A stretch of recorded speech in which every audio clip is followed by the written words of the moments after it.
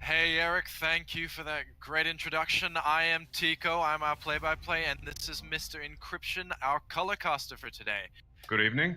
Yes, hello. So we're gonna just kick off right into this game right now. We have 5 bans coming out already: Nocturne, Malzahar, Kassadin, 2 mid laners, while we have Vayne and Azir, also another mid laner, and the Gragas on top of that. Kassadin, someone's been really in the meta recently. Been in and out since the runes reforged and the nerfs to the sorcery tree. Then we have Malzahar and Malzahar being an impressive mid lane, not too rather with a weak lane phase, but a very, very strong late game and very fitting into many lockdown comps that are currently in the meta. Vayne and Azir. Vayne is a late game god, as is Azir, and ever since the buffs they made back in patch 7.22, I believe, she has become an absolute monster in the bot lane, especially now with the fleet footwork buffs and the changes to the other trees, allowing attack speed and other stats. Like in the resolve tree, they gave health. She can be quite dominant if she gets that steamroll going. Exactly right. We're just gonna focus on the picks now. We've got Nidalee already picked up by this team, but we also have Gnar and the Jarvan Hover over on Swinburne. Okay, looks like we've got our top lane and jungle picks for Jarvan. Jarvan, an all-round excellent jungler. Can be flexed into the top lane, but seeing as we have a Gnar here, he's definitely going to be in the jungle. Gnar can be run in a few ways, really, with either airy or press the attack. Commonly, as of current, is press the attack because it allows for consistent damage. Looks like we have an Orianna and a Maokai pick.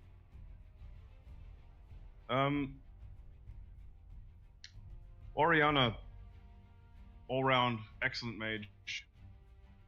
Good control mage, excellent lane wave manipulation, and definitely a strong team fighter. Maokai, same sort of deal, very, very good laner, and an excellent team fights with that hard lockdown and the ultimate there.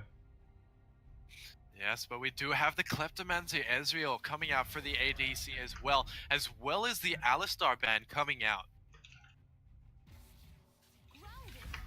But Alistar, okay, looks like we have a response in Talia. Alistar with Ezreal, quite obnoxious, especially with the dash pulverize combination. Looks like we have a Rakan coming out, and Echo. Looks like they really want to target those mid lane bans, trying to lock down the mid laner for Swinburne. yes, exactly, and with the Echo ban, why would you think they'd ban Talia and Echo? Talia is essentially, I mean, she's got huge global roams, strong laning phase, excellent wave control. She can just push and roam, especially with the Weaver's Wall. There is definitely a she's definitely a very strong lockdown mage. And Echo, I don't understand why the Echo ban comes out. Perhaps he is mained by one of the players on the side of Swinburne. Vladimir coming out from Swinburne for the mid lane, it seems. Yeah, they also have picked Tristana and Janna on the side of opportunity seeking crew, which is Deakin University. We haven't seen this lane. I haven't seen this lane at least in a while. Tristana is still the same hyper carry scaling ADC she's been since previous to Runes Reforged. One could argue now, in fact, she's stronger than before. Janna hasn't been seen in the meta because of the changes to the sorcery tree and the nerfs to, unless she's still a strong support. Morgana finally picked and locked in on the side of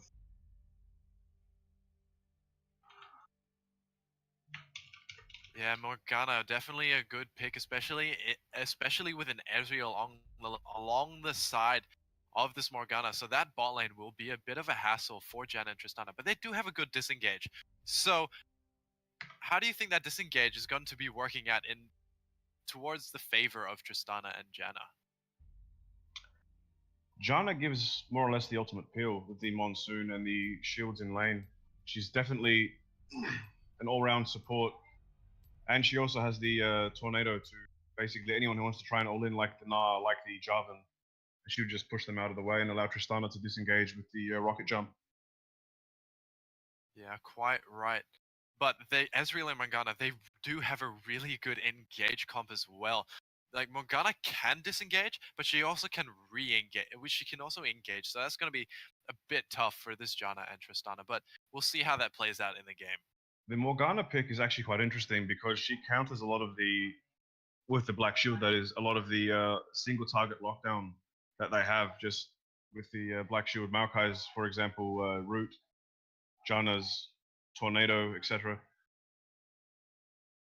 Yeah, that is true. So that's going to be a bit of a hassle for this team, especially to the Maokai and the Orianna. So that's going to be a bit of a hassle. But Nidalee, why would they pick Nidalee? First pick, I believe, as well.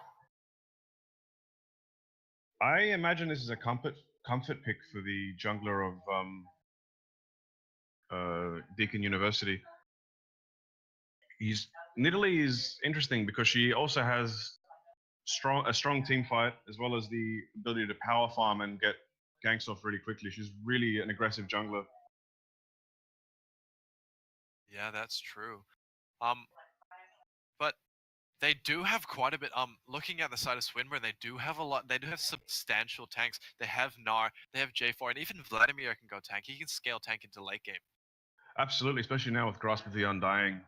Some mid laners I have seen take it, and as the game progresses, Vladimir just gets tankier and tankier. Yeah, exactly. So, how would you think Vladimir goes into Orianna? Focusing more on the early game compared to the late game, how do you think that's going to go? Orianna's early game is substantially better. We can imagine that the Orianna will shove the Vladimir in early, and during the mid to later game stages of the game, Vladimir will then return the shove with his E and his ability to, not just with his E.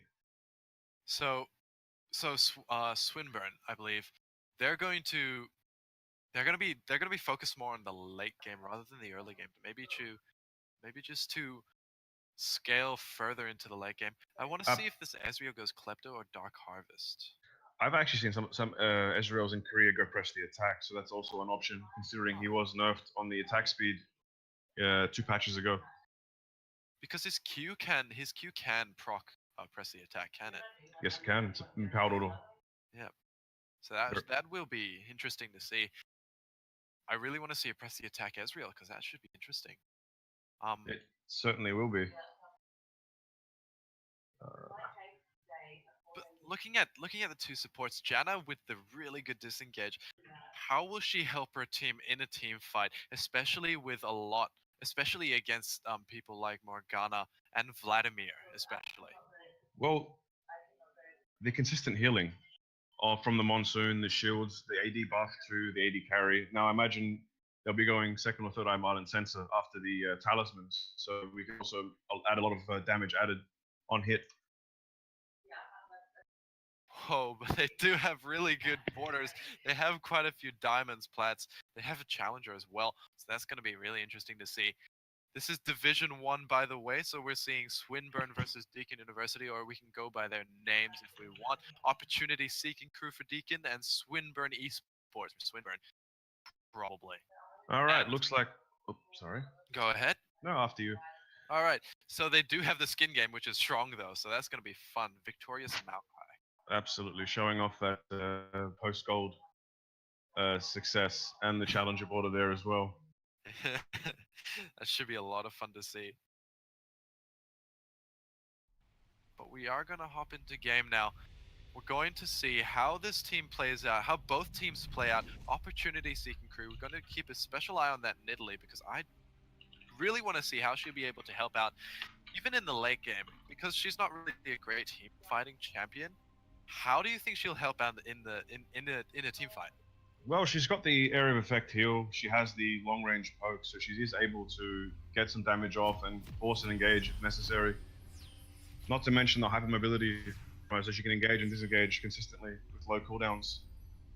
Exactly. So this is going to be interesting. All members are going towards this this what's that?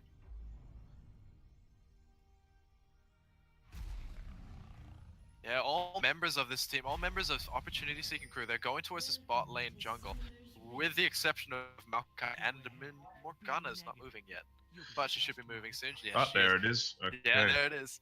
Okay, so we have good sportsmanlike conduct coming out from both teams. Good luck, have fun, Vayne ban. Okay, looks like someone's a little bit salty that their champion's been taken away. Yeah, that should be totally fine. Pope Francis. Sorry, but that's the point of draft pick, I guess. Looks like it's a bit of banter, perhaps even some rivalry between these two teams. Yeah, I probably played them. They've probably played each other before in previous seasons, so this should be. They should know who and what they are playing against and how it will turn out, but we'll see, because this should be very interesting. Interesting thing to note is both AD carries did take the Relic Shield start. So it looks like they're going for their strong, rather a weaker laning phase in terms of damage, but a much safer one, and the ability to get their supports snowballing. Yeah, especially with the Janna and the Morgana, who can dish out damage if they want to. And that Janna, why would you think that Tristana would want to bring Janna up to the speed? Well, back in Season 7, when Ardent Sensor was the go-to support item, it was done by a lot of professionals in around the world, really. It's just to get their Ardent Sensor rush. Now that Ardent Sensor has been nerfed, I imagine that they're probably going for the coin item rush, or a Sidestone even, just to keep them, just to really get them snowballing and set up that strong vision around their side of the jungle. And up top lane, when they do a 1v1, do you think it'll be like a wet noodle fight, or do you think one will be dominant over the other? What do you think will happen? This should be a strong lane for Nah, at least in the early game, before Maokai gets things like his Balmy Cinder or some armor down to wave clear. Looks like Jarvan maybe looking for something on Orianna. Flag and drag misses, but Vladimir dishing out a bit of damage. Flash come out from Orianna, and she's going to be able to escape from that, but the flash is gone. Ooh. That's a big summoner spell this early in the game for an immobile mage. Very, very big. Yeah, and now she doesn't have an escape tool. She just has barrier on her side, while this Vladimir still has flash and ignite. Looks like Nidalee is going in for a counter jungle here. She's poking off the Jarvan. Yeah, Nidalee actually trying to do some bit of counter jungling. Is going to be able to get that Jarvan to back away from that, and she's just going to go back to her own jungle. Maybe help out mid lane, but she's just going to keep going. Just keep farming it up. This is playing Nidalee to her strengths. This is exactly what I expected to see from a Nidalee early game, at least. Trying to deny as much of the jungle as possible from Jarvan, who, funnily enough, is a very low clear compared to Nidalee. Especially with that single target. Well, Nidalee does have her spear, but that's single target. But when she goes when she uses her ultimate, she can clear. But looking down bot lane, there's trying to get an engage onto Morgana. The Black Shield coming out. She's immune to the knockup from the Janna, and Janna's getting taken down. The He's trying to escape from that. The spear does not hit, as no one dies in that fight. Summoner spells all over. Flash, heal, flash. Everyone's just playing hyper aggressive. That's insane. Burning flash isn't a huge detriment to Ezreal, really. Simply because now he has his arcane shift. Looks like Nidalee being a bit cheeky here. Yeah, she tried to get a pick onto that. She tried to get a pick onto this bot lane, but she wasn't able to do anything. Javelin toss was not able to land either, so she just couldn't do anything with that. I don't think she was going for the kill because Ezreal and Morgana were both too high. I think mainly the idea of the play there was to deny CS and experience away from the bot lane of Swinburne University. That was a very smart play indeed. But Jarvan was there as well, so that was a bit risky, as you said before. So, but top lane, it looks like Gnar has a level advantage as well as a CS advantage, and this is to be expected at this point in the game, simply because of that range versus melee match up in the small version of the Gnar. Yeah, Mini Gnar does have a range advantage, so that will be able to help him get ahead. He does have a back advantage as well, going for the Ruby Crystal, as well as the Longsword and the boots. Absolutely. Looks like Ezreal's back and got his tier now. Now the scaling, I guess, begins. Yeah. What is he building into? Well, he's definitely building into the Manamune.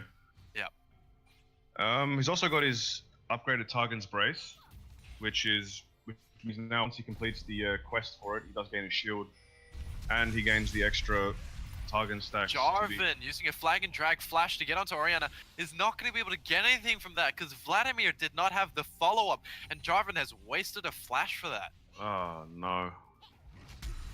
Not the worst case scenario for the side of Swinburne, but it does take away a lot of Jarvan's reliable CC. Now for the next 5 minutes, he has to rely on his flag and drag for the knock-up, and it has to be a guaranteed hit, otherwise he engages.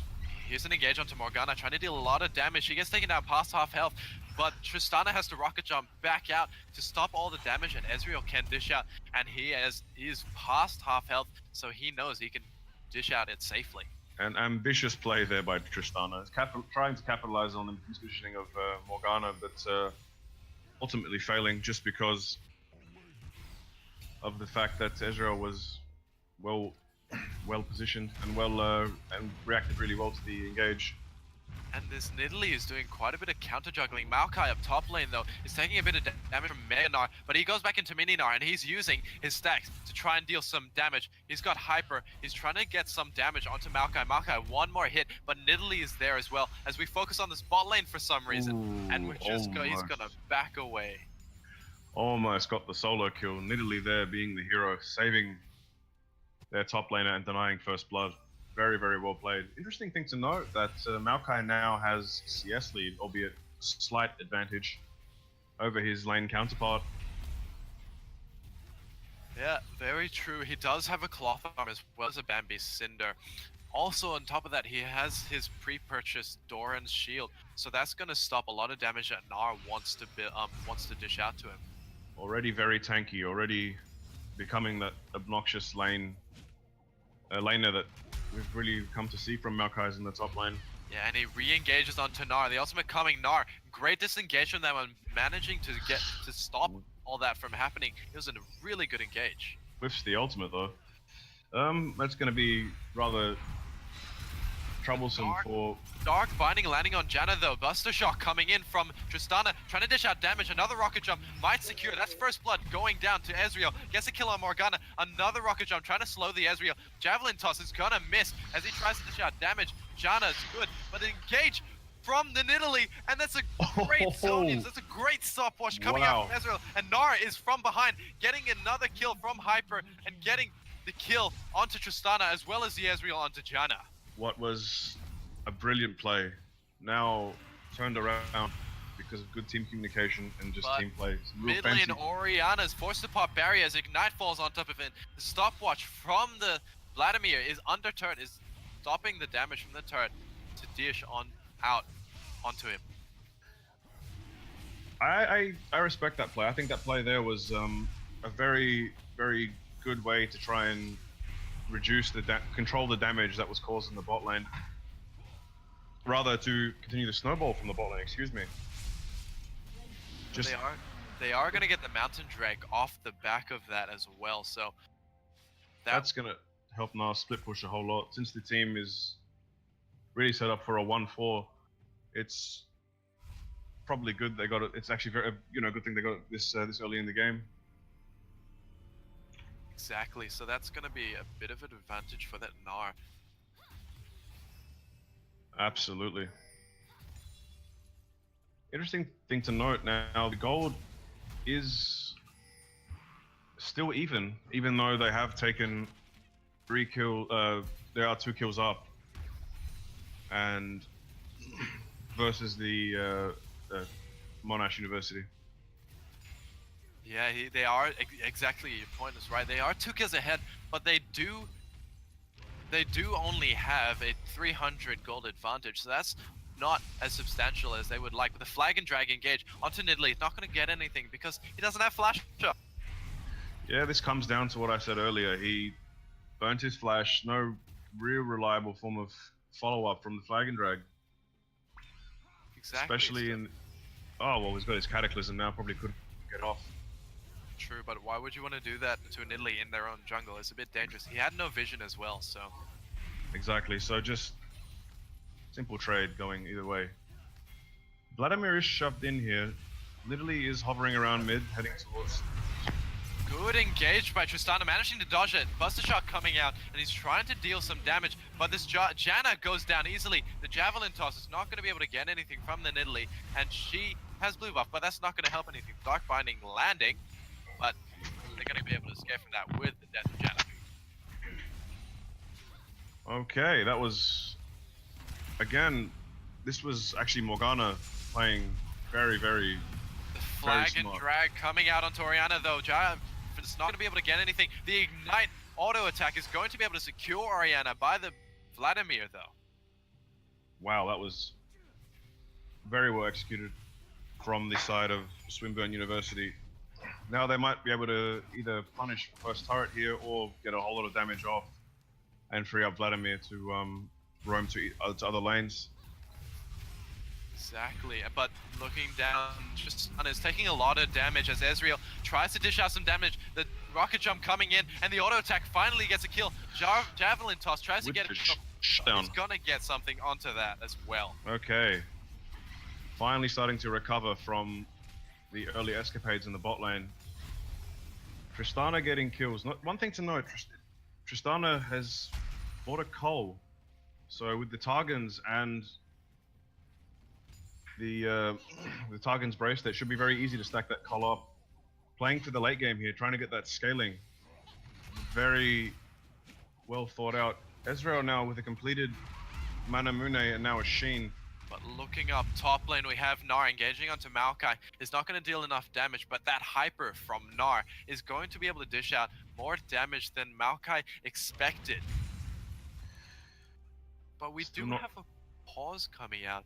We'll see what the reason is for that. 5-minute pause time. Looks like there is an issue with what seems to be lag.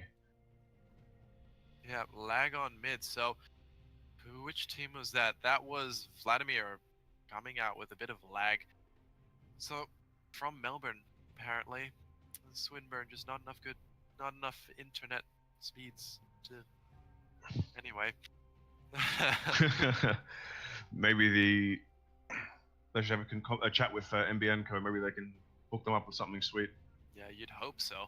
But, you know, Ezreal into Tristana. This has been an interesting matchup. A lot of fighting down bot lane. Ezreal currently on 87 CS compared to Tristana's 99, almost 100. You'd assume that Ezreal would have the early advantage in the lane because of the long range poke and Morgana's ability to black shield everything that Janna or Tristana can dish out, but with the kills, it doesn't really show much gold difference. If we did have access, we do have access to the gold. We can see that Tristana is in fact still 300 gold down from Ezreal, which is rather interesting considering the CS difference.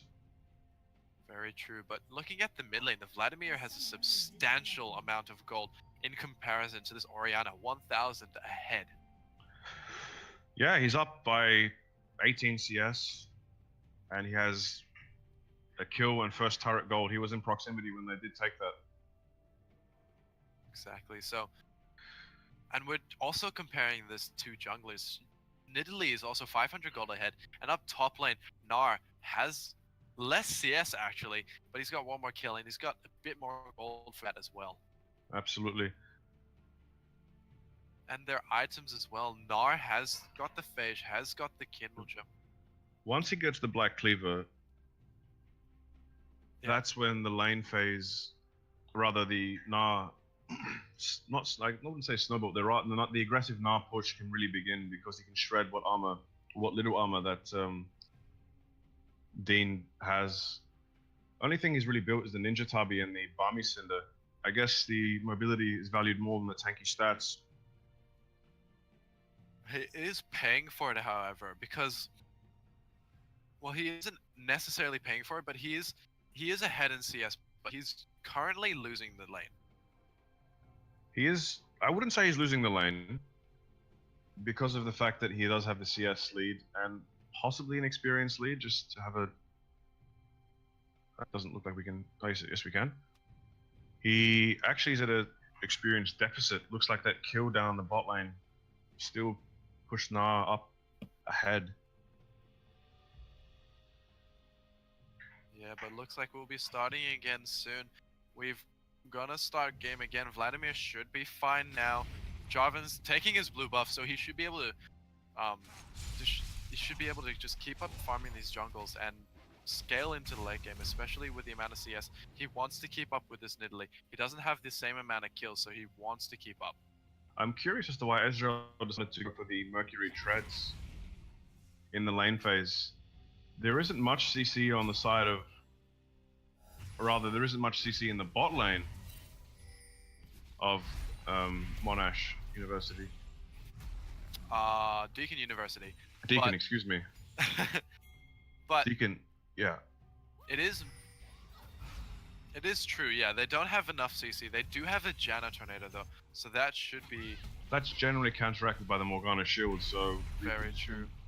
We'd assume that he'd go for something like a Ninja Tabi to get a 10% damage reduction and a 30 armor. If he chooses to go into the Gauntlet, that also increases the amount of damage that he dishes out with Gauntlet. But he also does have to realize that the rocket jump from Tristana does slow. Absolutely. So that could be a like ability changing fight where if Tristana rocket jumps on top of you, there's less time that you will be slowed.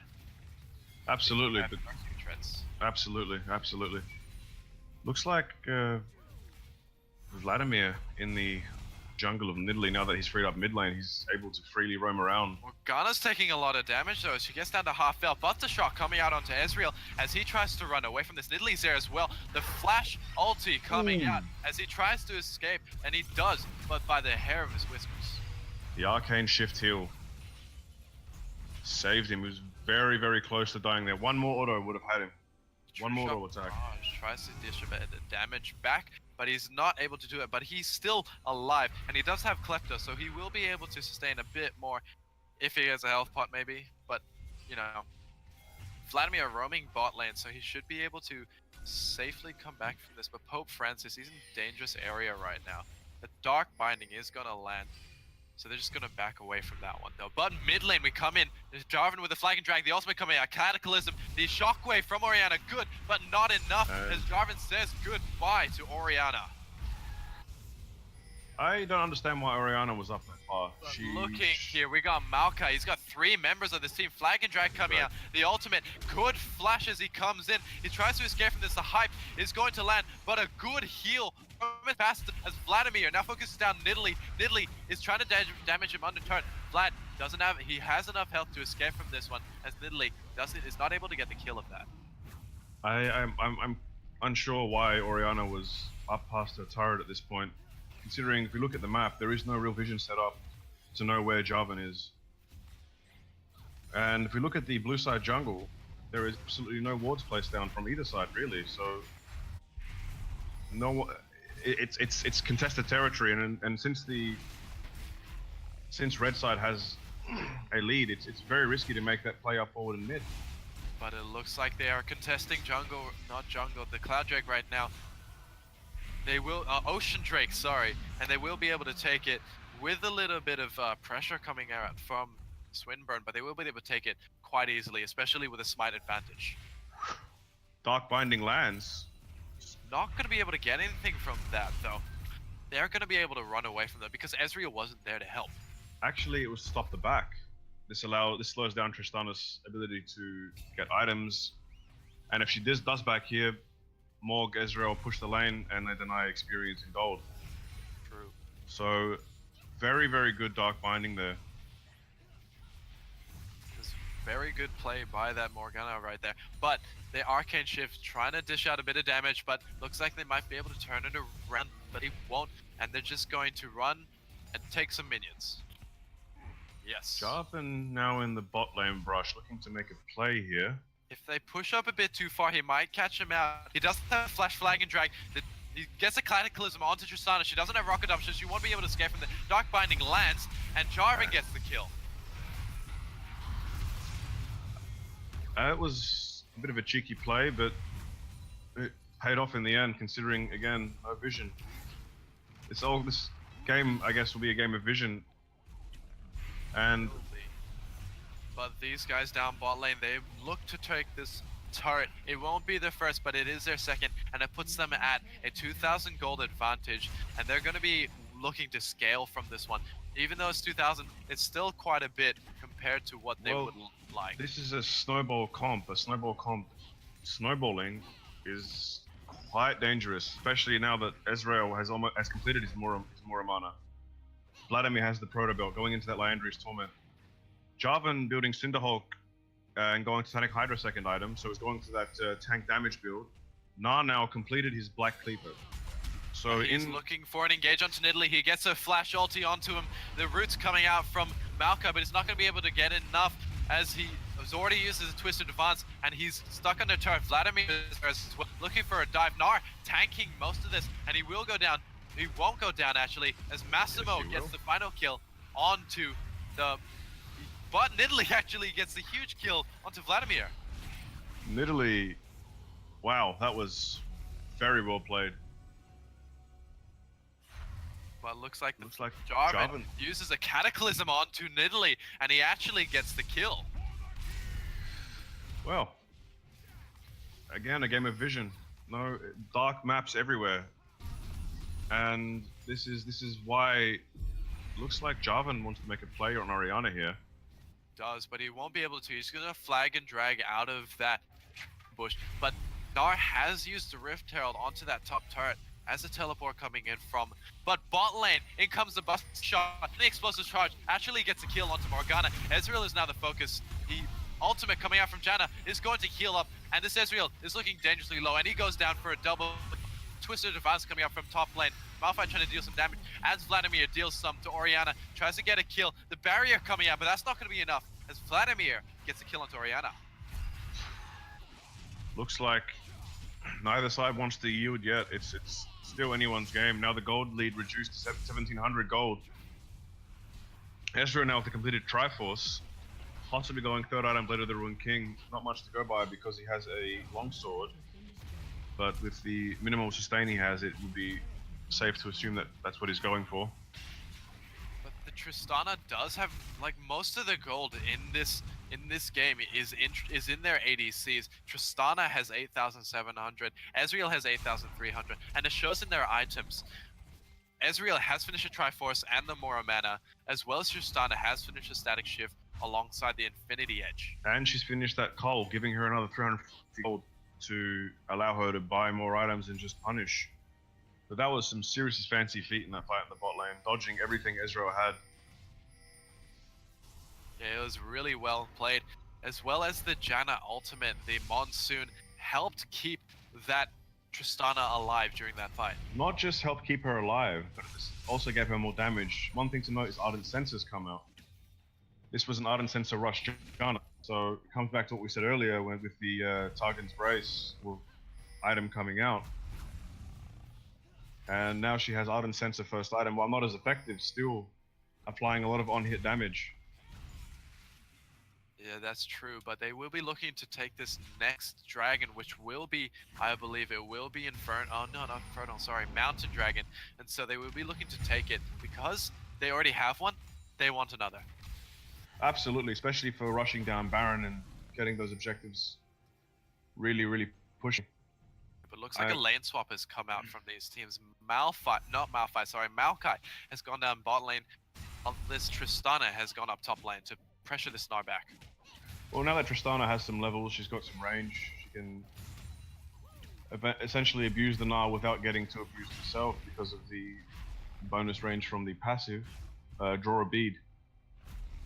But Nidalee may be looking up top lane for something. He's going to clear some vision and back away from that. Vladimir making sure that Gnar is okay, sort of there. But the Cataclysm coming out on Oriana, forced to flash away from this one. No one gets a kill onto that one, but the flash from Oriana, this Jarvan is doing work, taking this flash away from Oriana, stopping the movement that she might want from that. Absolutely. Vladimir is engaging onto Oriana. The shockwave isn't going to miss, isn't going to hit as the Sagwing Pool tries to land. The barrier the shield coming out from Janna saves her life, but the True Shot Barrage doesn't get a kill. A bit optimistic there from Vladimir. While he has a lot of damage, I don't think he's ready to 1v5 yet. No, it wasn't enough as Jarvan secures that next Mountain Drake. So they now have 2 Mountain Drakes off the back of this as well. So they are at an advantage now. Well, not too much of an advantage. Still at a 1,500, I believe, 1,500 gold advantage. But it's looking even Steven still. Hold up, looks like we've got a bit of technical difficulties. We've got to pause the playback for about 3 seconds. 1, 2, 3. All right. So we're currently at 22 minutes 40 seconds, and we're looking in the mid lane. Tristana's pushing up a bit, missing the Dark Binding, as you're trying to land a bit of Mystic Shock, but is not going to be able to, as Janna, the huge shields coming out, stopping any damage that they might want to deal out, just stopping it. But Nara's pushing down this bot lane, taking pressure away from this mid lane. Both carries going for very carry-centric builds. No one's going defensive here at all. Tristana going with the Berserker's Greaves. Oriana finally finishing off, has a completed Morolomicon, which is actually quite good against the Vladimir, especially for his healing with the grievous wounds. Yeah, but Oriana's way is 2 items behind. This Vladimir has already finished the Leandri tournament, has finished the Zhonya's Hourglass, and on top of that, the Hextech Proto Belt. And the cooldown boots, capping and the Ionian Boots of Lucidity. So it's gonna be a bit difficult for Oriana to come back, especially with only Morellonomicon and Sorcerer's Shoes. I think as the game progresses, Oriana will have a chance to come back, but in saying that, and against the hyperscaling team with the Vladimir, with the Ezreal, so it's going to be a very difficult one for Blue Side to come back. Yeah, especially with the Oriana being 2,000 gold behind, it's going to be hard for her to match up to the level that Vladimir has scaled to. Absolutely, absolutely. Now Vladimir possibly going for a magic resist item, 3rd item, would be a smart choice here going into the Spirit Visage, perhaps. If he were to build a 4th item defensively, because of the way his passive works, he gains ability power based on, I believe it's health. Yeah. No, but the Dark Binding landing on Tristana. Tristana is not going to be able to follow up anything, but the Maokai trying to follow up, and down goes Jarvan so quickly. Shut down. Tristana does have a lot of crit, and the Sagwing Pool coming out, the Redemption, trying to save this Janna, and that is actually going to save the Janna, as down goes Nidalee to the Gnar though. But this Gnar is still alive. He's got his full rage bar. He's looking to go Mega Gnar. He has, I believe, he hasn't used his ultimate, so he's going to be able to keep that for the next team fight. Wow. Shut down huge there, especially giving it to a Tristana. Tristana already a hyper carry, already with the 2 item spike, Berserker Greaves. Interesting thing to note that Tristana has got a Giant Slayer over the Executioner's calling here. The team does offer shielding and healing. I'm just curious as to, I guess the Tristana values damage over utility. Yeah, it would be better to go the other one. What do you call it? The other... Executioner's called Mortal Reminder. Yeah, Mortal Reminder. It would have been better to do Mortal Reminder, especially with Vladimir on the opposing team. To stop that healing coming back. But as you said, she's probably going for more damage, but she's engaging onto Ezreal with a rocket jump. Very surprising, as she tries to deal a bit of damage. She does a little bit to Jarvan, but right now she just doesn't do enough. That is a very, very... what's the word I'm looking for here? I wouldn't even say it's not even an optimistic play. It's a very... I know what gutsy play. Let's just gutsy. Let's just say gutsy. Keep it stream friendly. Very gutsy play. There with jumping onto the Ezreal, especially with the threat of Cataclysm from Jarvan.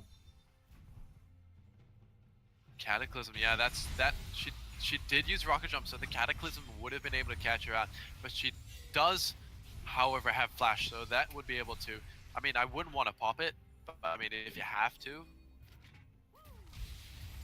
It's not the most efficient of plays, but yes, it's not ideal. I certainly find it an interesting play nonetheless.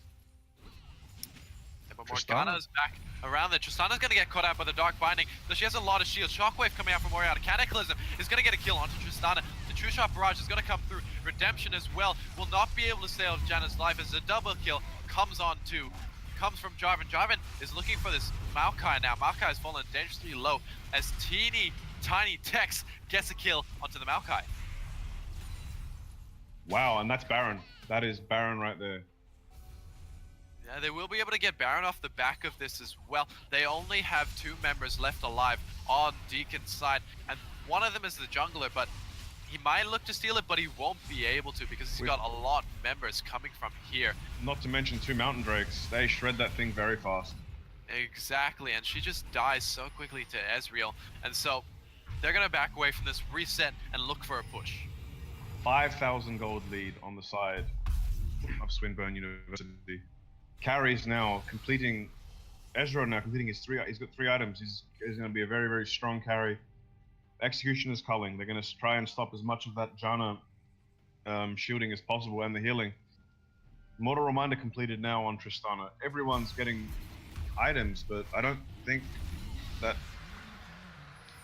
they can... I don't think that there's an optimistic way that DEAKIN can win outside of a misplay on the side of Orianna is getting engaged by the Vladimir. Janna's going dangerously low. She uses Redemption again. She won't be able to stay in it as Gnar follows her around. Zhonya's coming out from Orianna. She tries to stay alive. Massimo gets the kill on it though, as Maokai is going to get dived under turret. Vladimir is going to take a couple turret shots, but he's got so much health, he doesn't care. Gnar is going to tank a lot of this this damage as Maokai tries to follow in. He tries to, but Snowy 3-4-5-0 is going to get a kill. Tristana goes down as well as Vladimir is going to get a double kill from that. That's the ace. The inhibitor turret and the inhibitor.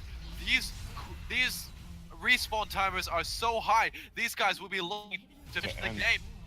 Trying to get for this. The Nexus turret, 1 goes down. The second one is going to go down as well. These Mountain Drakes are doing their work as they focus this Nexus. Janna's going to spawn in time, but she can't do anything to stop this game going over to Swinburne. Swinburne, that was very well played by Swinburne. There is very well executed, especially in that last team fight, that last engage. Yeah. DEAKIN didn't really play around the mid. I mean, DEAKIN's best option was to play around mid lane and get the mid laner ahead and try and get Vladimir behind, and they didn't manage to do that. Okay, well, we're gonna look at the stats a bit. They finished at just under 30 minutes.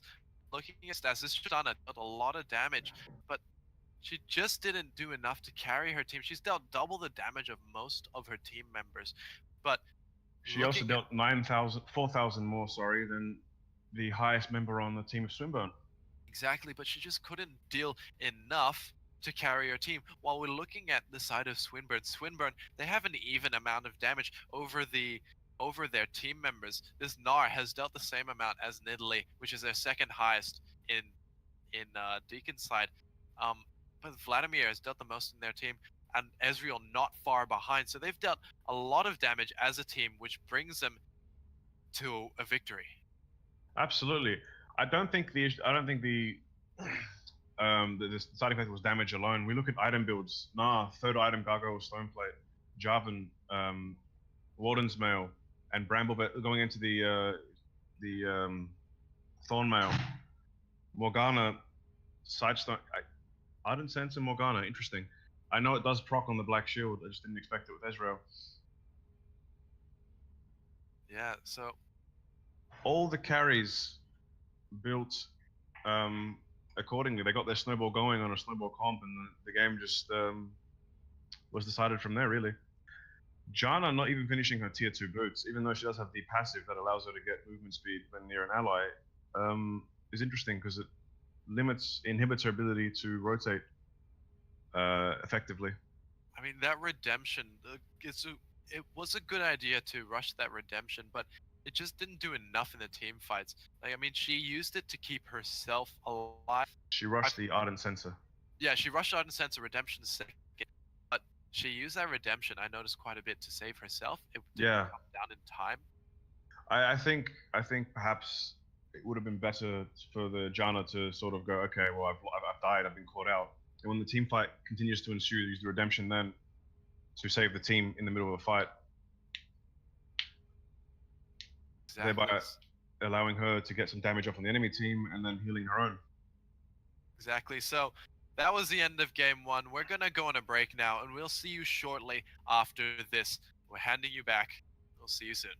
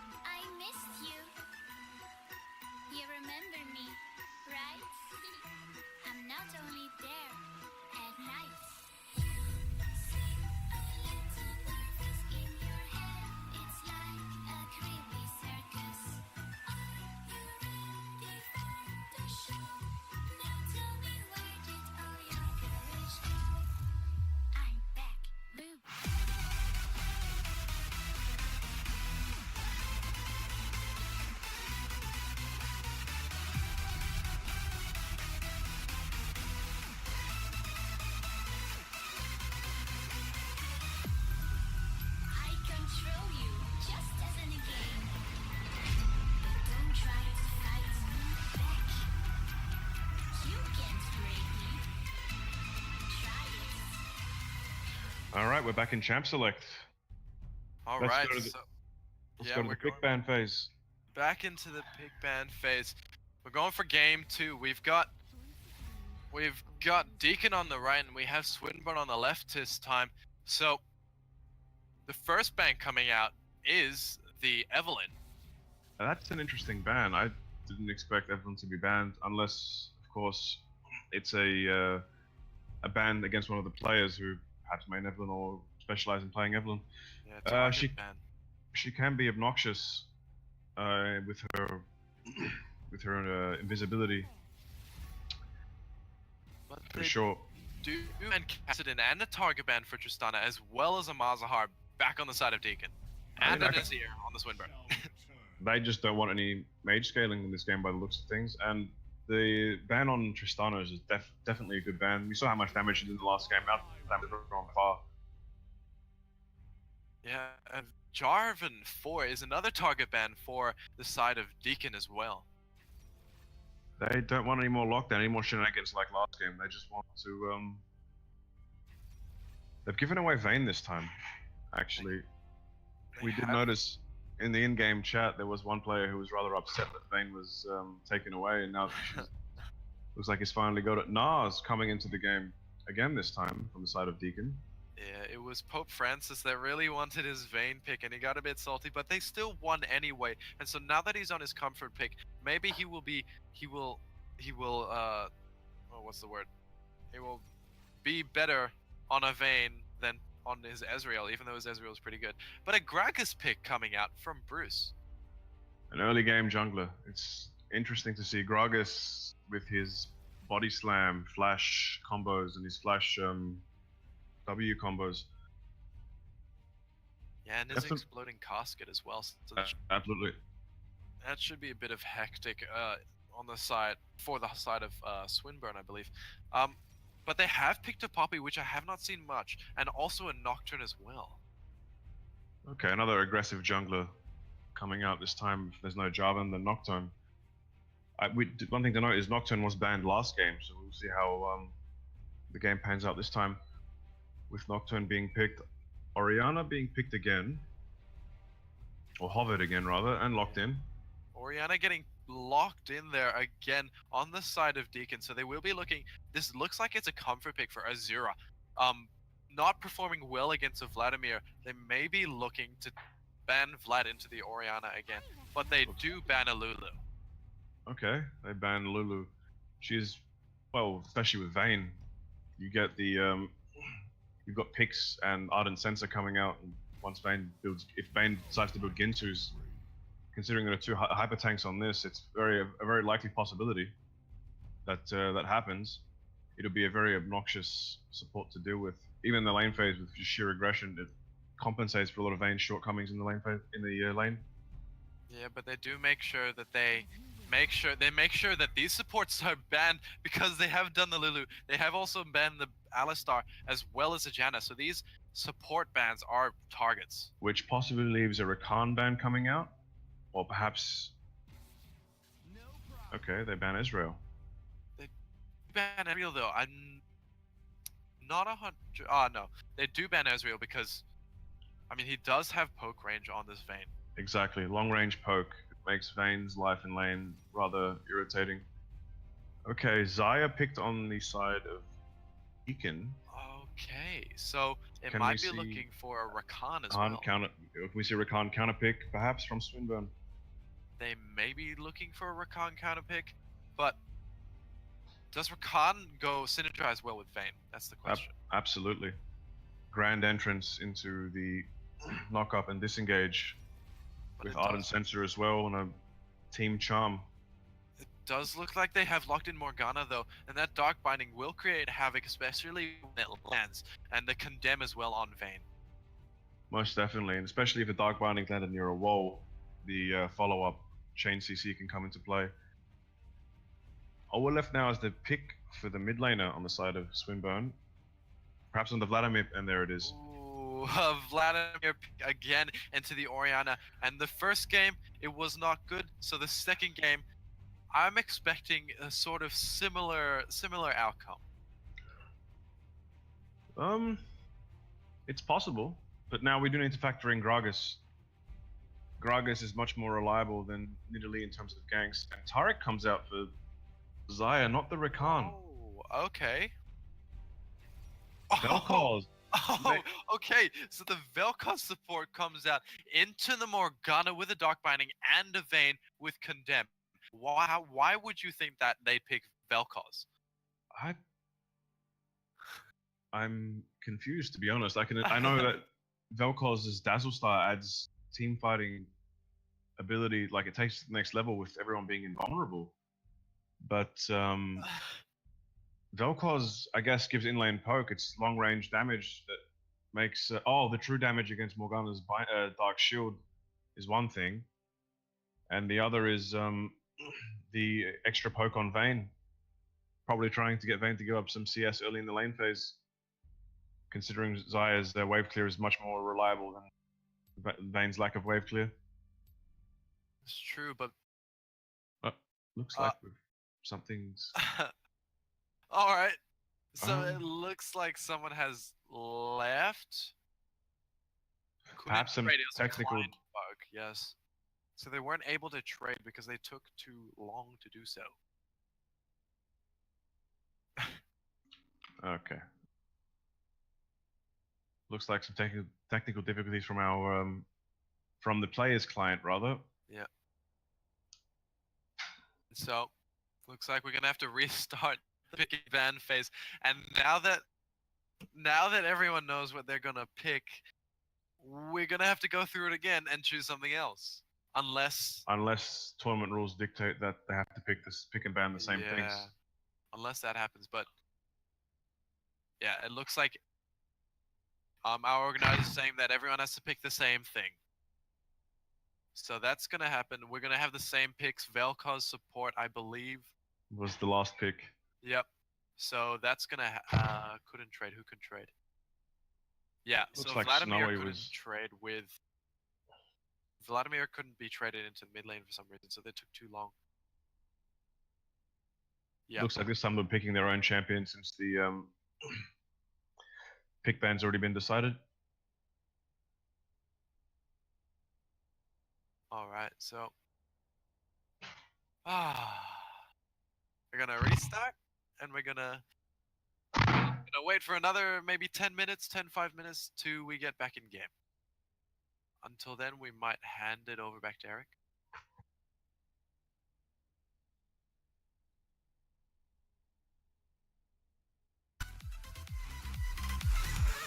Until then.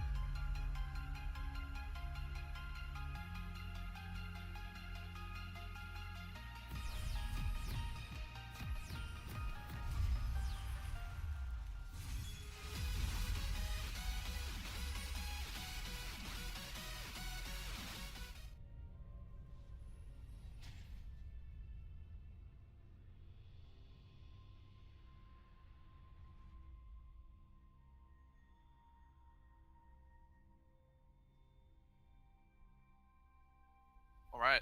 So we are back in game. Paused at 20. Just gonna wait. All right. So we're getting into game 2 here. We've got DEAKIN on the right side, and we've got Swinburne on the blue side, and they're all gonna meet. Well, we have DEAKIN. They're gonna meet in this bush. They might be looking to get something. Vel'Koz is just gonna poke a bit. Nocturne is actually gonna get a bit more poke onto Xayah. Nothing happening there. It's just gonna run away from that. Just a little away from any cheeky behavior early in the game. They do have vision, however, set up early on the back of the red buff there. Exactly. But looking at these mid laners, Orianna and Vladimir, we've seen what the outcome of those two, this matchup, happened. It showed us last game. How do you think Gragas and Nocturne can influence this mid lane? Generally, Gragas is an earlier ganker than Nocturne. Nocturne normally relies on his, I believe it's called Paranoia, the ultimate. Yeah. To gank, because it disallows any vision from anyone else. Whereas Gragas does have the extra terrain scaling and mobility to make him the better early game jungler. Yeah, but if Gragas wants to have an impact on this mid lane, he might want to do it before Vladimir levels up his Sagwin pool, because Gragas has quite a bit of CC, but it's only effective if he can land it, right? Absolutely. So this bot lane though, this Vel'Koz is actually doing a lot of work, dishing out quite a bit of damage, especially with his plasma fission, and it will be as effective as you think it might be, dishing out damage from a distance. I figured that's what they were going for. It was the only, I guess, explanation that would come from it, because of the fact that his long-range poke, it sort of abuses the Vayne and her short range, well, relatively short range, even though Xayah and Vayne have the same range. Yeah, but there's really nothing these guys can do. But up top lane, there's a flash coming out from Gnar. He's almost got a full rage bar, but he's flashing away from that unspeakable horror that he's used.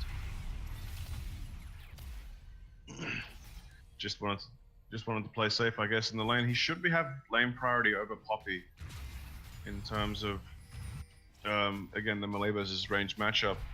Although Poppy will be the better late game hyper tank, or the more reliable, late game hyper tank. But up top lane again, Nocturne is there. He's using Unspeakable Horror again to slow and to flee him away, but he's going to be able to get one final hit, and that first blood gold goes over to Nocturne. No flash this time. But looking in mid lane, Orianna is taking quite a bit more damage, and Gragas is there to help him out. But Vladimir is just going to back away from this bot lane. Vel'Koz is dishing out a lot of damage to these guys under turret with this plasma fission. Vayne being denied the early game CS, the early game, I mean, she's getting the experience, but she's not getting the maximal value out of it, out of the creeps, because of the fact that Vel'Koz is there just to zone entirely. And there's a huge amount of damage that this Vel'Koz can dish out. Condemn coming out from Bane though, as he tries to land a third Silver Silverbolt onto him. He tries to get one more auto, two more autos, and that's gonna kill him. But he might go down to, goes down to Vel'Koz actually, as a teleport is coming in from Poppy, as Poppy tries to get something onto Xayah. But this Gragas is waiting in the river bush as Vladimir comes down as well. He's trying to do something, but Vladimir is just gonna back away from this, as so is Poppy. Do you think that was a waste to teleport? Yeah, the engage was already over by the time the teleport finished channeling rather. Should have just cancelled and got the refunded cost back. No, I used the teleport to get back into lane, so it wasn't a huge detriment there in terms of summoner spell changing. Getting a kill on Vayne this early in the game is absolutely riveting for the side of Swinburne.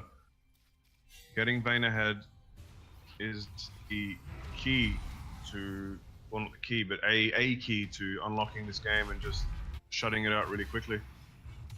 So why didn't Xayah build a relic shield first, like he did last game? Why wouldn't he build relic shield, especially with a Vel'Koz support? I mean, Vel'Koz support doesn't really benefit in the same way that a shielding support would from rushing like an Ardent Sensor or a Redemption, or any of those sorts of items. Whereas Morgana can get the Ardent Sensor, she can get other things, other supportive items that help. Velkoz's late game eventually becomes an AP carry, and he's doing a brilliant job just poking out with his Q anyway, with the Spell Thief's Edge. Exactly, it's a good play. And his Plasma Fusion, he's landing them almost all the time, except for that time. But he is landing them quite a bit, and he is using that to proc his Spell Thieves. No, it's Frostbank, sorry. Absolutely, it's already upgraded. It's But just... he gets an engage onto this Vayne. He tries to deal some more damage. He flashes, uses the Void Rift to try and get some extra damage, but that was a one-hit Vayne.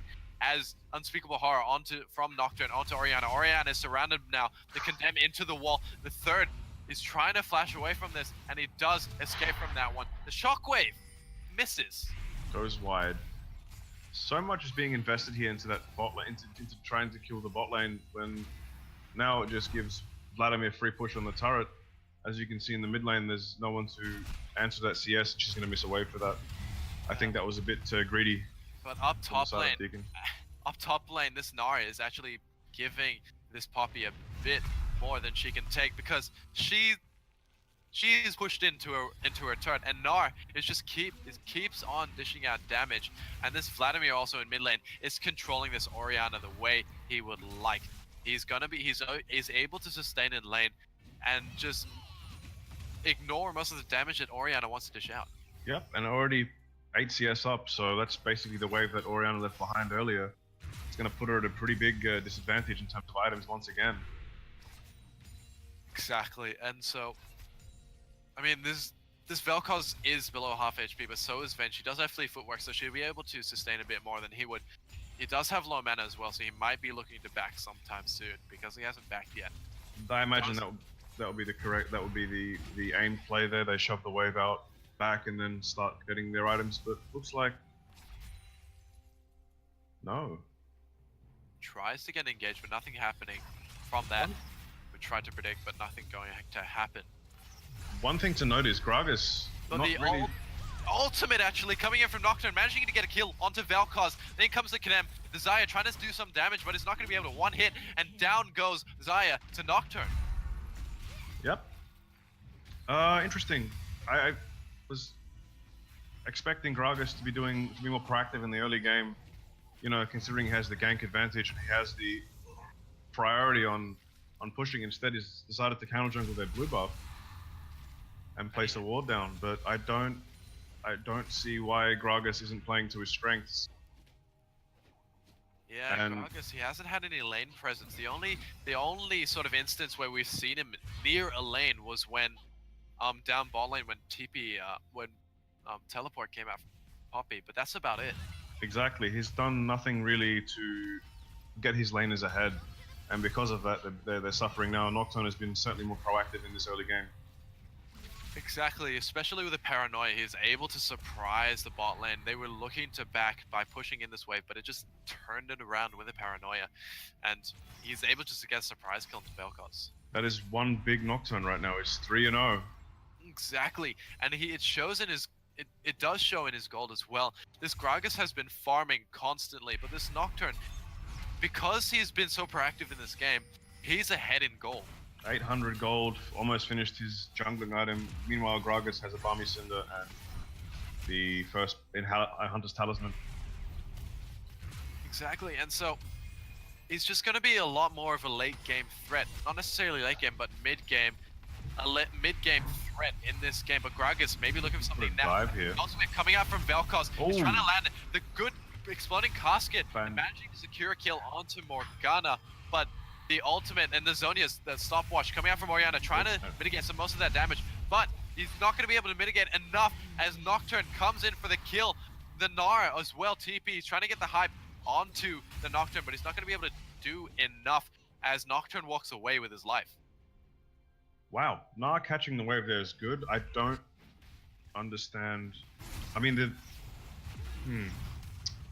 again, Gragas is nowhere to be seen. He's just, I mean, now he's taking Dragon, but that entire fiasco could have been mitigated if Gragas had been playing around the mid lane. Yeah, that Gragas we have not seen much of, as you said before. So he really needs to be more proactive in this game if he wants to keep his team ahead. He's behind in 600 gold, as we said before, and so he just needs to be more effective than he is now.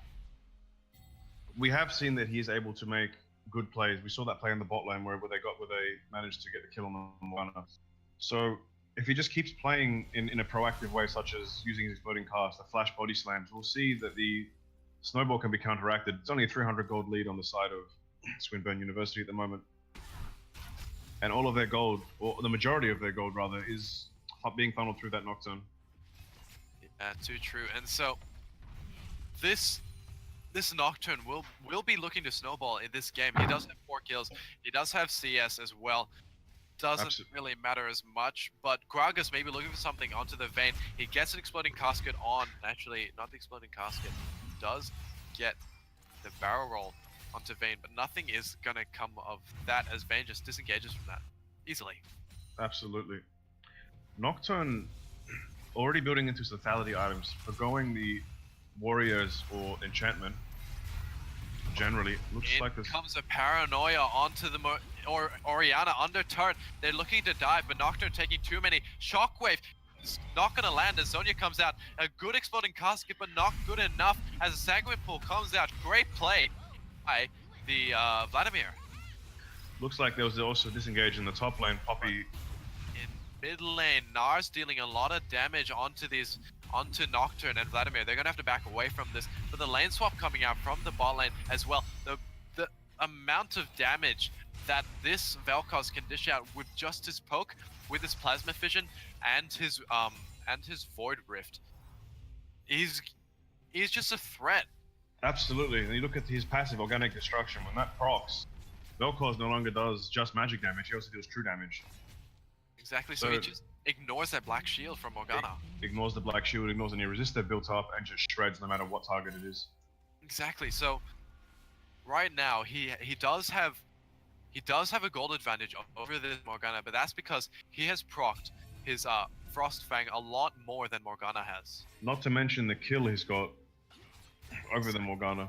Yeah, the kill and the assist over the Morgana. So that puts him at an advantage he puts him at 1,000 gold advantage over Morgana, and that's going to be really effective. Let's look at items. Poppy has decided to go first item Frozen Gauntlet. I guess building the early game armor is good. It also allows the AoE slow and the extra damage instead of going for the traditional Triforce build. Oh, but a huge engage by Vladimir onto Orianna. Orianna can't do enough. Shockwave was too early as Massimo gets a kill, but there's a return kill for the Gnar onto Vladimir. The initial play was fantastically executed by Massimo there on Vladimir. Just the fact that he didn't disengage. Paranoia coming in from Nocturne. He's gonna stop most of the damage that Vel'Koz wants to dish out. He jukes it away. Good Dark Binding coming out from Morgana just as Gnar turns into Mega Gnar. The ultimate is going to be enough though, as the ultimate from Vel'Koz comes out as well. Gnar taking a lot of turret damage. Pope Francis gets a kill on him. Pope Francis trying to run away from this, but that's a double kill for Vel'Koz. That's true damage. That's all I can say. True damage right there. Gragas trying to body slam the Poppy as the Black Shield is going to save him from that. And Gragas is on the wrong side of the map. The ultimate coming out from Poppy as he smites these Raptors as he tries to stay alive. Poppy is not using that to her advantage as she tries to deal some damage. Bruce is going to run away from this, however, as he uses a blasting cone. No, he doesn't run away. Yes, he does. This all stems from the aggressive play that Massimo played earlier against Azura. Had he disengaged, this entire scene may not have panned out the way it did. Exactly, and the life form disintegration ray that Vel'Koz uses every time he lands a full combo onto one of the members is just so effective, especially with the true damage that he can deal out. Oh, it's the damage is absurd, especially considering they have no real tanks yet. Poppy foregoing any health early game for the armor and mana. Nocturne building into that squishy sort of carry-centric group Vladimir, yes, does have health with the Proto Belt and the Ruby Crystal, but still not really enough to say that it'll be effective against the burst of true damage that'll be dealt. Yeah, just he doesn't have enough health yet, but the Paranoia coming out again. He gets a huge combo onto Oriana. The Shockwave manages to land, but the Proto Belt from him, he just gets another kill onto Oriana. He is just focusing her down. Lifeform Disintegration Ray, trying to do something, but that's not enough, as the kill from Morgana, Dark Binding, and Comet finishes him off as he tries to run away from this Nara and Zion. He's going to be able to do that. So much burnt to try and get that return kill, and nothing came from it. It's just not enough.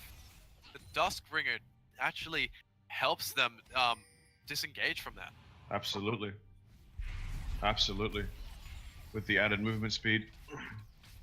Vayne actually down about 30 CS on Xayah with no completed item other than the Berserker Greaves.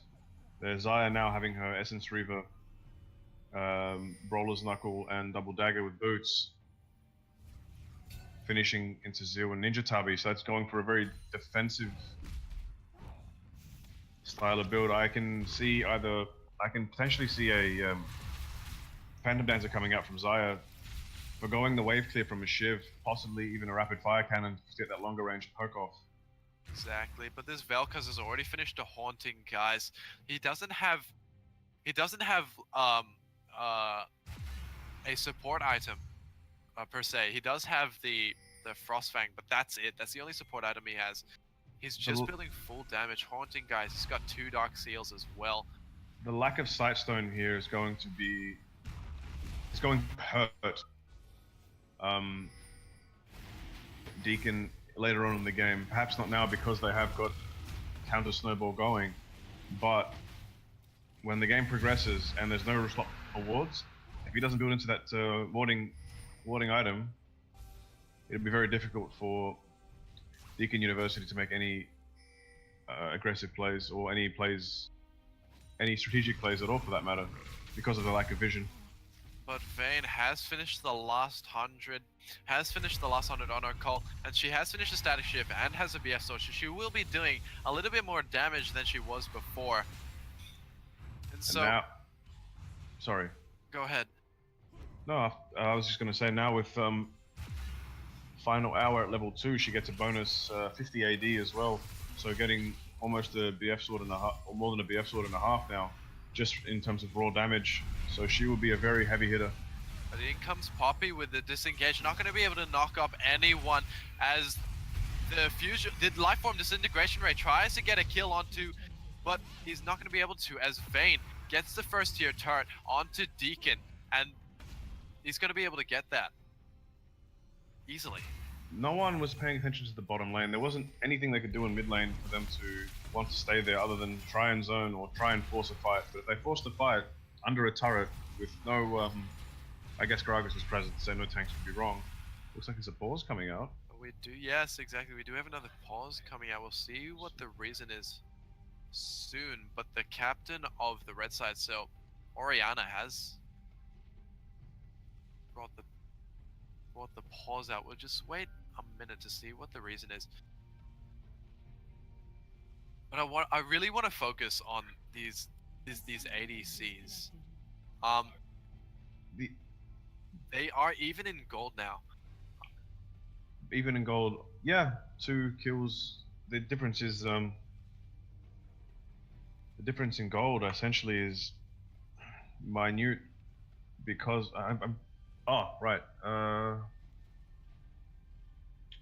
strange considering that Vayne's down in CS. There was that shutdown they got on the Vel'Koz earlier, which would allow the Vayne to get the global gold from that, as well as the turret gold they just received now, being in proximity for that and getting solo gold for it.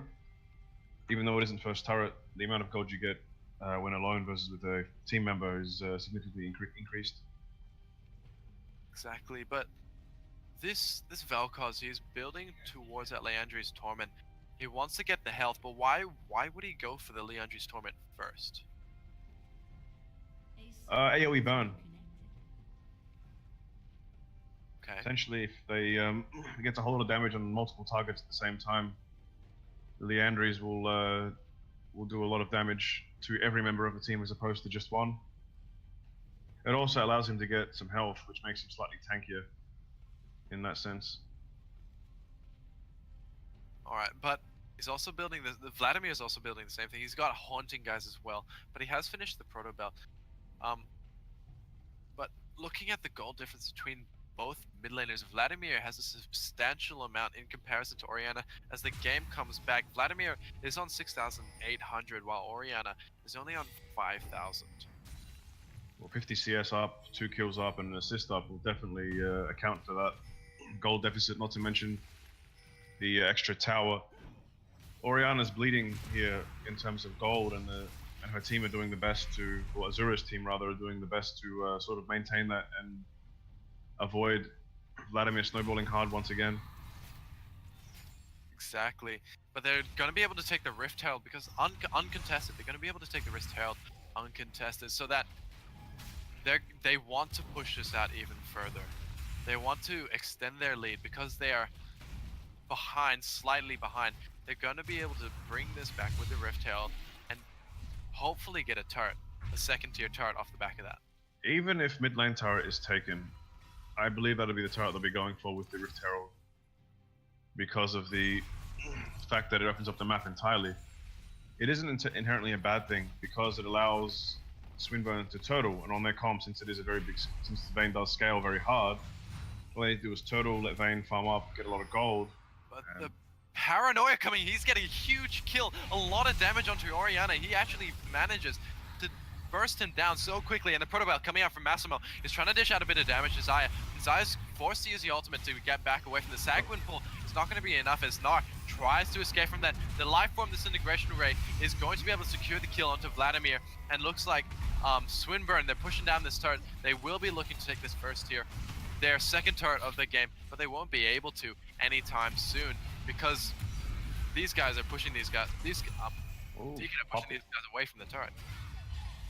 Up with the W disengage, that was very, very well played by Vladimir. Although he did go down, they gained a lot in terms of ultimates and in terms of pressure, especially with, I mean, I didn't even get a chance to react to Nocturne's. But the Dark Binding landing onto Vel'Koz, he's going to be died to Pope Francis. The Shockwave is only going to land on 2 members, as he's not going to be effective. Poppy ultimate isn't going to land on Gragas, and he's not going to be able to secure the execution kill. And Gnar is going to follow this Poppy. The slow is not going to be enough as Poppy is running for her life, knocking him back into wall, trying to run away, but that's one more Q, and down he goes to Xayah. Yep, and Xayah now booting Phantom Dancer. I figured, as I said earlier, she would be going for Phantom Dancer because she wants that ability to not die, and looks like they got Parrot before. And they will be looking for second, but Paranoia comes in. He's seeing a lot of damage as well, with the help of Massimo, and Massimo's not going to be enough as Nocturne is not going to be able to secure a kill. Gnar gets the final pick on him. Don't think they're quite strong enough to 2v5 yet, even though they all work on the side of Duke rather low. That was unfortunate for Nocturne, and for Nocturne as well as that Vladimir. So DEAKIN could look for Baron, could look for setting up vision around Baron here. They could indeed. Baron is live, so they will be looking to make a play for it with Nocturne down. He will be up in less than 10 seconds though, but he is down, so they should have been setting out for wards around Baron. They just placed one in, and that is not going to be enough. No, absolutely the not. life form disintegration ray coming out, he's not going to be able to land a combo, and that Dark Shield is going to do its work. That's going to be very big to the next team fight. Life force disintegration beam going down now kills a lot of the damage available to the side of DEAKIN. But in comes an engage from Xayah, trying to get a bit of damage. He does get a third proc of press the attack, but Vayne is going to be able to tumble away from that. But in comes Paranoia from Nocturne. He lands a huge one, but he's not going to be good enough as Xayah dishing out a lot of damage now, able to counter this Nocturne, and Nocturne is not able to burst as well as he would like, and hype coming out from Gnar. Condemn is not enough, but the good Condemn is stopping that Gnar ultimate from happening in the right place. I don't know what Monos was thinking there in terms of going for the engage. Single target pick, sure, but 4-man team fight? Now Baron's just, it's easily obtainable. No smite, it's going to be very hard for them to be able to, for Swinburne, excuse me, to be able to deny this. Yeah, Nocturne won't be able to get back in time, so they will be looking for this Mountain Drake play.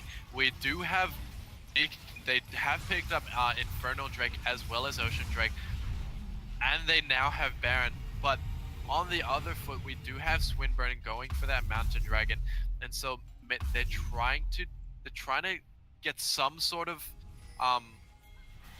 consolation prize.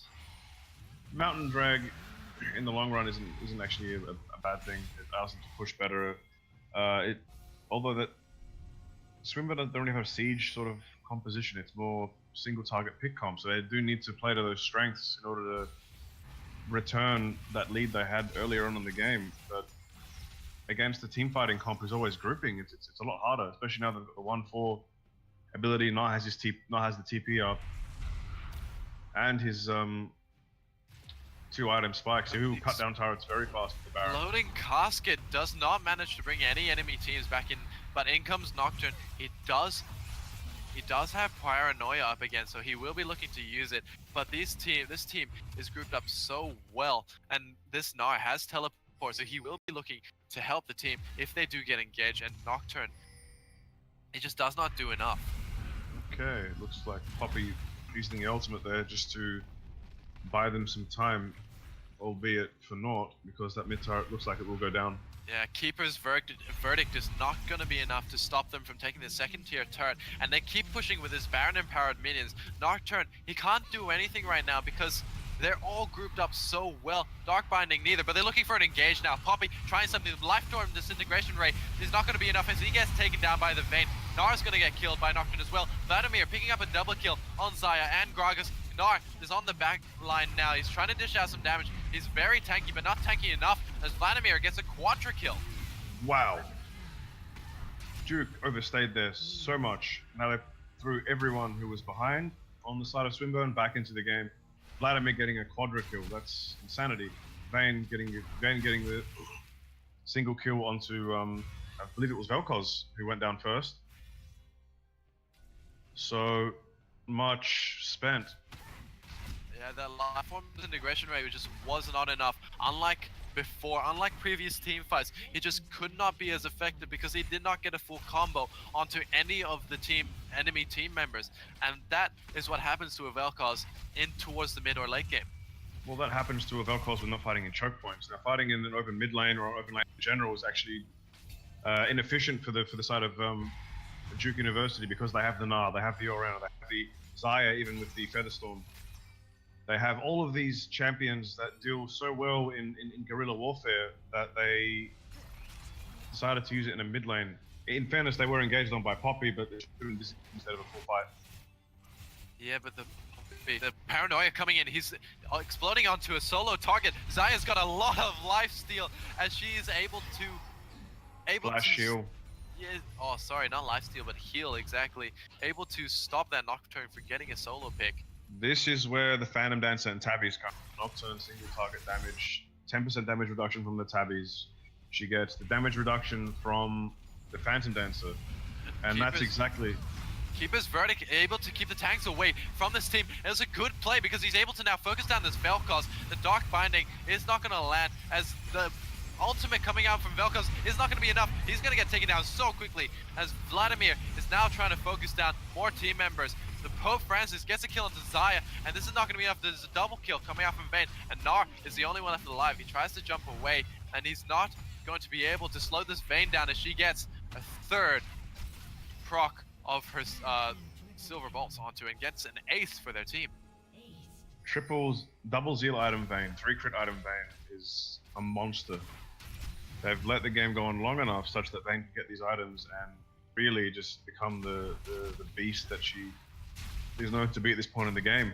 Yeah, and Pope Francis is as we thought he was. He's so comfortable on this Vayne pick. He's 7-2 right now, 240 CS with 6 assists.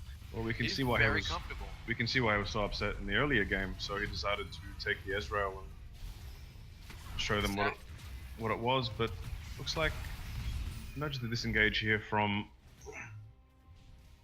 Pope to deter any further damage from Vel'Koz. Exactly, and looking at this Vayne, going back to this Vayne, it does have lifesteal, but this Xayah is building an Executioner, so Execution is calling, so they don't have much. This Xayah is building to counter the Vladimir. I can see, and it looks like she's also got a non-magic mantle, which means I'm going to assume it's going to be a Hex Drinker more than a QSS due to the lack of CC. Yeah. Actually, it could be a QSS because of Nocturne Fear and Poppy Engage. Yeah, that's true. But she will be looking to build that other item, the one that builds into Execution, just calling. Mortal Reminder. Yeah, that's right. There you go. Thank you. Mortal Reminder. But Gnar is going into Mega Gnar though. He's going to disengage from that. One thing to note: the highest level in the game was Vayne, bot laner. She's 2 levels on Xayah, 2 levels on Orianna, 1 level on Gnar, and 4 levels on Vel'Koz. So she essentially she can just destroy it, just like one auto off a Shiv proc.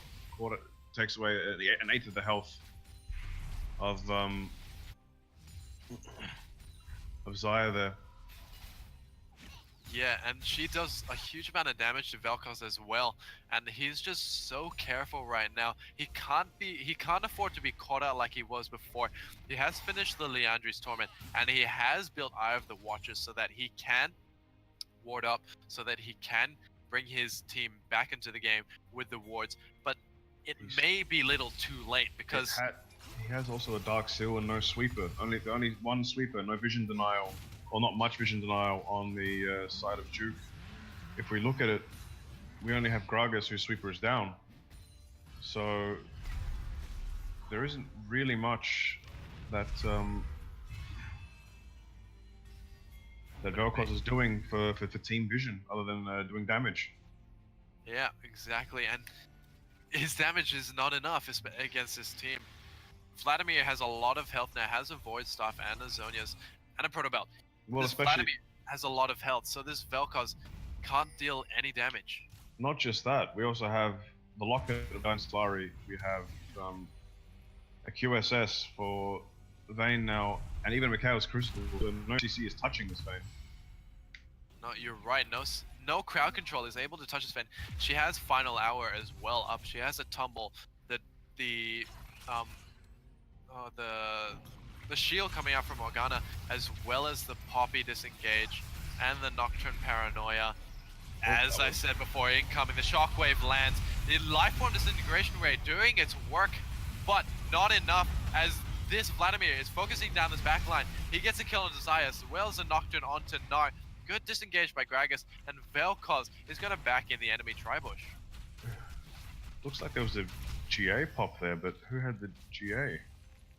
Guardian Angel, I believe, was from Nocturne. Nocturne, yes, it was. My mistake. So they took down the Nocturne, but it was for naught. So the Paranoia there was excellent. They all grouped together, so we got a multi-man Fear as well. But Gragas, he was looking for steal. He wasn't going to be able to do anything, and that's going to cause him his death. But we do have bot lane minions on the red side pushing their inhibitor turret. So it has taken their second tier turret and pushing their inhibitor turret, so they're forced to back away from this. But Nocturne, in response, has taken a first tier top turret. Now a 6,500, gold lead on the side of Swinburne University. They have Baron minions. They've got one wave pushing in, and looks like again the weakness for Duke, is coming down from the mid lane and jungle. Very little impact on the game. If you look at the kill participation of Gragas is 5 kills and 5 assists rather, and no kills, and 7 for Orianna, but with 6 deaths. So she's really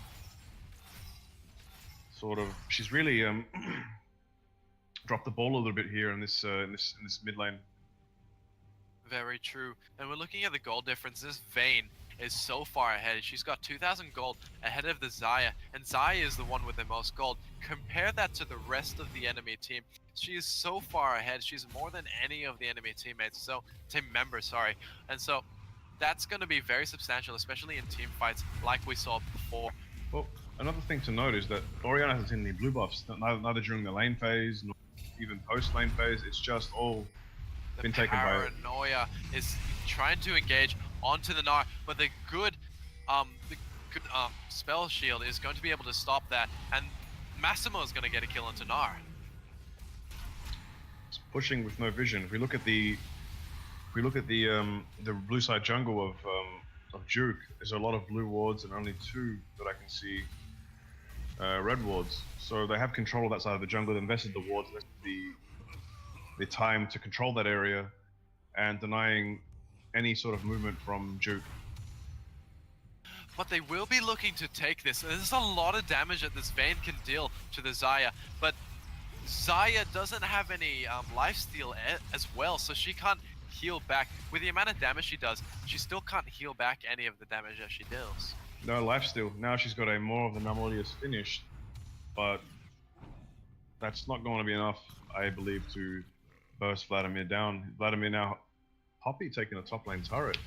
Whoa, she actually manages to take that inhibitor turret without anyone reacting, and because of that, they're going to be able to take the second tier bot turret as well. And he flashes away from that. And the Paranoia coming in. The Sonya's coming out from Orianna, trying to mitigate some of the damage, but it's not going to be enough, and she's going to die under her own turret. Massimo dealing a huge amount of damage to Vel'Koz, and he goes Sagwan pull under 2 Nexus turrets, and he goes Sonya's as well. So he's going to be able to maybe live and get a kill onto Gragas. That's a lot of damage, and triple kill for him, and as he goes down, but Vayne dishing out a lot of damage as well, getting a focus kill onto Xayah as well as Gnar. And so this is going to be game 2. Focusing down this second Nexus turret. Puff Ramses taking the turret damage aggro, but they're gonna be able to, with a cheeky flash, take down the second Nexus. That was a bit of swag points there from Pope over the other team, just to show that, yeah, we did win. 10-2-7 and 13-5-9 from carries. There were moments where I thought that Duke University were back in the game because of the shitty misplays that Swinburne were making, but they picked up the ball back again and really brought it home. Yeah, and so we're just gonna look at the. Yeah, so that is game 2. Just quickly before we go, we're just gonna look at the amount of damage that Vladimir dealt.